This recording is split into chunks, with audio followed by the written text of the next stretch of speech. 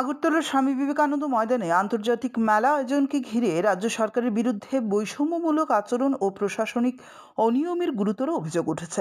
ভিন রাজ্যের সংস্থা এফেক্ট ইন্টারন্যাশনাল এবং ডিজেল্যান্ড মেলার পক্ষ থেকে দাবি করা হয়েছে, বৈধ অনুমতি ও সব ধরনের সরকারি নিয়ম মেনে চলার পরও তাদের মেলা আয়োজন বাধাগ্রস্ত করা হয়েছে।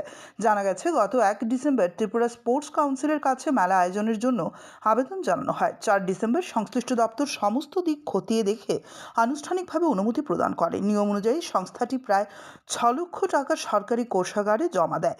পাশাপাশি পুলিশ, ফায়ার সার্ভিস সহ অন্যান্য প্রয়োজনীয় দপ্তরের এনওসি সংগ্রহ করা হয়। 19 জানুয়ারি থেকে 1 মার্চ পর্যন্ত মেলা চলার কথা ছিল, কিন্তু অভিযোগ, পরবর্তীকালে অজ্ঞাত কারণে প্রশাসনিক সিদ্ধান্তে পরিবর্তন আনা হয়। সংস্থার দাবি, বিশেষ প্রভাবশালী মহলের হস্তক্ষেপে একই স্থানে অন্য একটি সংস্থাকে মেলা আয়োজনের সুযোগ করে দেওয়া হয়েছে।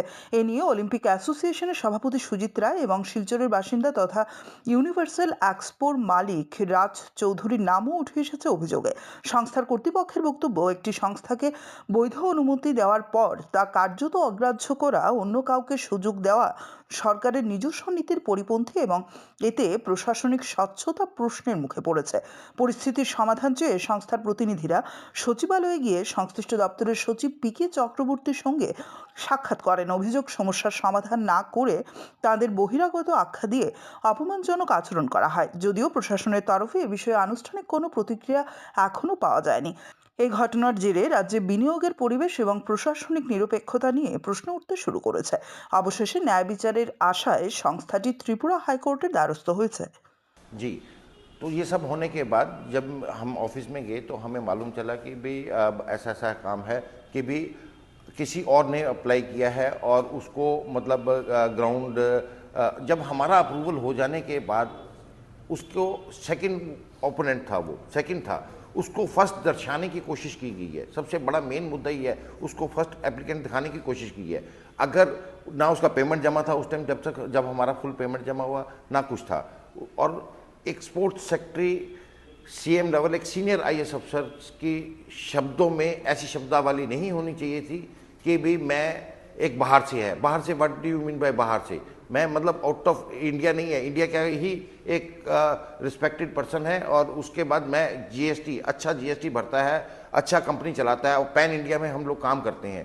वो उनके साथ ऐसे इंटरवेंशन कर रहे हैं कि भाई आप बाहर से हैं। ऐसे कैसे इंडस्ट्री आएगी? ऐसे कैसे त्रिपुरा में इंडस्ट्रीज आएंगी? अगर आप सारा के साथ ऐसा करेंगे तो कौन इंडस्ट्रियल यहाँ पर लाने की कोशिश करेगा? कोई भी नहीं आएगा ऐसे। अप्रॉक्सीमेटली हमारा अभी तक 30 और 5 के आसपास लॉस हो चुका है। नहीं, मैं त्रिपुरा नहीं आऊँगा। अगर ऐसा रहेगा तो हाँ, अगर सीएम साहब चाहेंगे इंटरवेंशन करेंगे तो हम लोग जरूर ट्राई करेंगे, लेकिन अगर ऐसे ही स्टेज रहेगा तो नहीं। कोई भी, मेरा छोड़िए, कोई और दिल्ली से या बाहर से कोई इंडस्ट्री लाने को तैयार नहीं होगा। मैं 10 आदमियों को बताएगा, वो क्या इंप्रेशन जाएगा त्रिपुरा का पूरा स्टेट में।